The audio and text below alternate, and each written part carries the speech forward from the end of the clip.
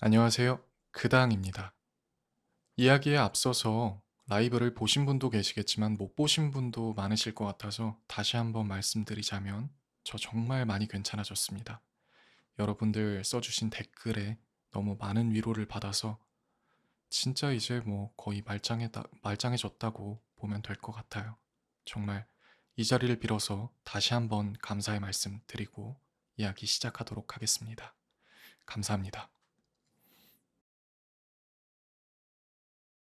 자, 이제 본 영상으로 돌아와서 오늘 읽어드릴 이야기는 룸메이트에 관한 일상적인 공포를 다룬 이야기로 보입니다. 출처는 메일로 제보 주신 익명의 번역가님, 실제 닉네임이시고요. 레딧 글을 취미로 번역하는 분이신데 제 채널 굉장히 오랫동안 봐주신 분이세요.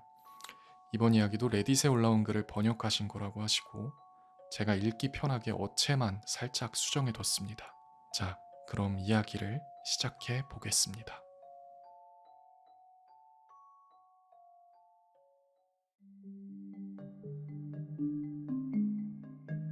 3개월 동안 내 룸메이트는 월세를 꼬박꼬박 내면서도 집에 한 번도 들어오지 않았다. 내 인생에서 가장 이상적인 하우스 쉐어처럼 보였다. 이 도시에서 누군가를 구한다는 건 언제나 위험을 감수하는 일이다. 절박한 광고들, 낯선 사람과 10분 남짓 마주 앉아 그 사람을 집에 들여도 될지 판단해야 하는 순간들. 이전 룸메이트가 새벽 3시에 거실 한가운데 홈 팟캐스트 스튜디오를 설치하려다 끝난 이후로 내가 원한 건 그저 단순한 생활이었다. 제때 월세를 내고 기본적으로 내 생활에 간섭하지 않는 사람. 새 룸메이트인 레오는 그런 조건에 완벽하게 맞아 보였다. 그는 지질 컨설턴트였고 해외에서 일하는 시간이 대부분이었다. 광고에 따르면 몇 달씩 집을 비우는 경우도 잦다고 했다. 그에게 필요한 건 주소지 하나, 짐을 조금 보관할 공간, 그리고 몇 달에 한 번, 일주일 정도 머물 수 있는 곳뿐이었다. 거의 집에 있지도 않을 사람이 내겠다고 한 월세는 꽤 큰 금액이었지만 그는 가격보다 편의가 더 중요하고 내 아파트 위치가 마음에 든다고 설명했다. 우리는 커피숍에서 한 번 만났다. 그는 평범했다. 예의 바르고 단정했고 악수는 힘이 있었다. 커피를 다 마시기도 전에 그는 보증금과 3개월치 월세를 이체했다.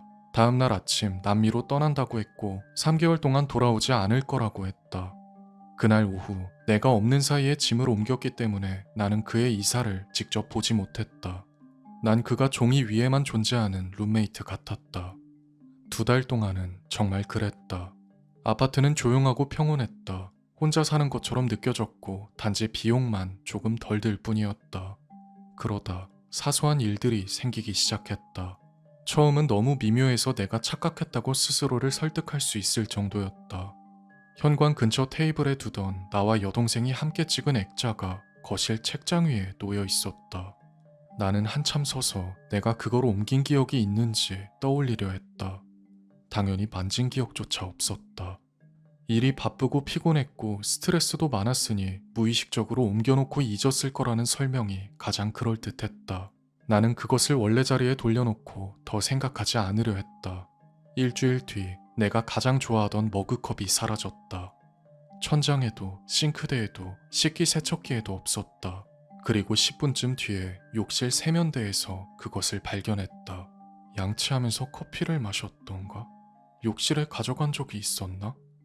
기억을 더듬어 보았지만 아무런 기억이 나지 않았다. 나는 또다시 스트레스를 너무 받았나 보다, 내가 너무 건망증이 심해졌나 보다, 그렇게 넘겼다.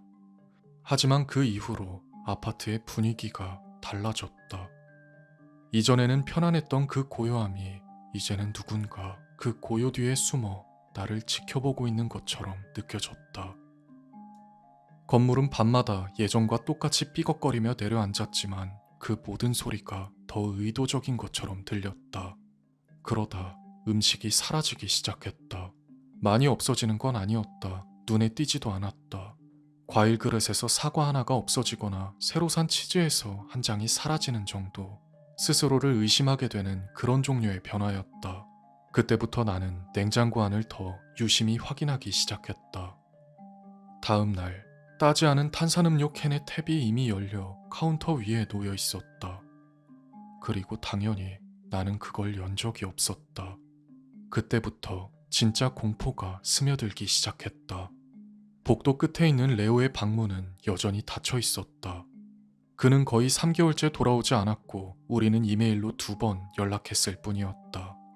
한 번은 월세 확인 때문에, 또 한 번은 내가 프로젝트가 어떻게 되어가는지 물었을 때였다. 무기한이야.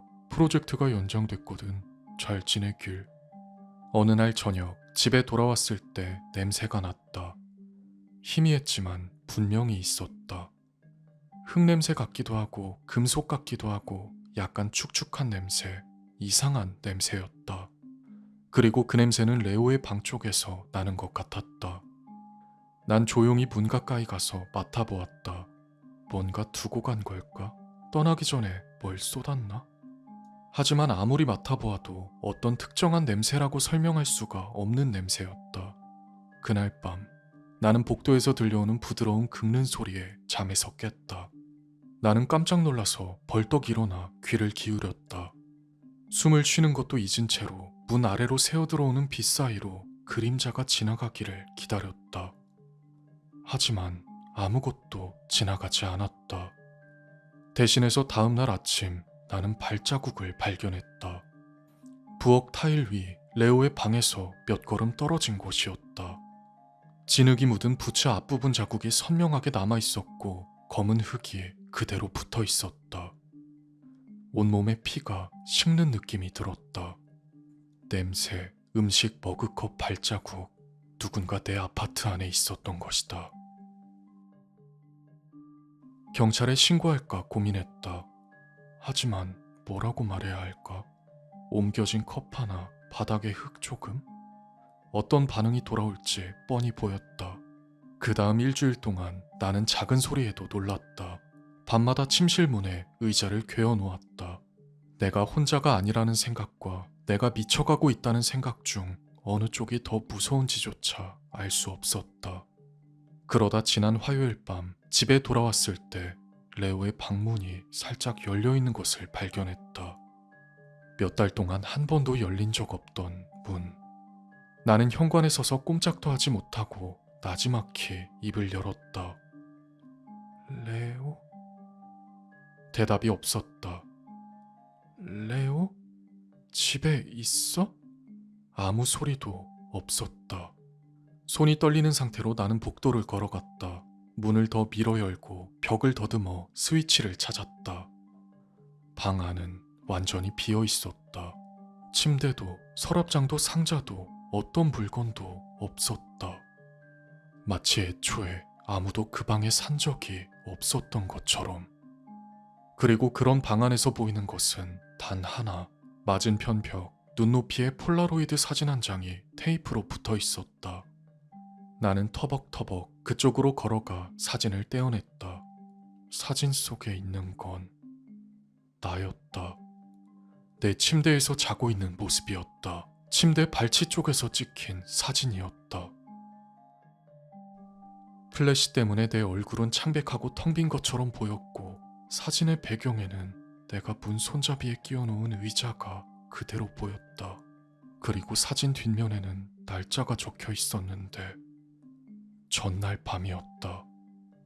속이 뒤틀리는 느낌이 들었고 나는 뒤로 비틀거리다 문 뒤 바닥에 있던 무언가에 발이 걸렸다. 흔히 볼 수 있는 캔버스 더플백.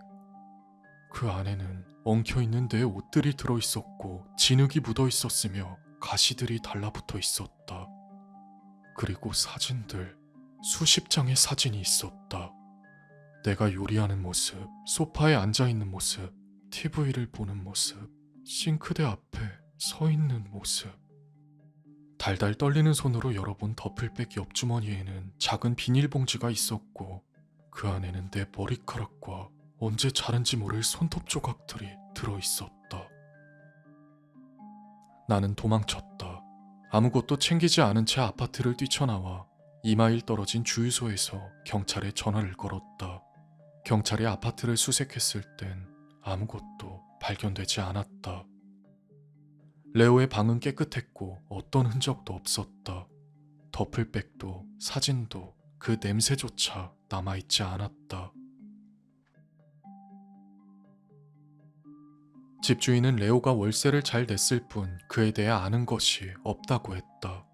레오의 휴대전화 번호는 해지되어 있었고 그의 존재를 증명하는 것은 PO 박스에 연결된 운전면허 기록뿐이었다. 나는 이틀 전에 도시를 떠났다. 어디로 왔는지는 말할 수 없다. 현관문에는 자물쇠를 3개나 달아놓았다. 그리고 매일 밤 누군가 문 앞에 서 있는 것 같은 느낌에 잠에서 깬다. 지켜보고 있는 것 같은 느낌에. 나는 완벽한 룸메이트를 찾았다고 생각했다. 절대 집에 없는 사람이라고. 하지만 진실은 그가 항상 거기에 있었다는 것이다.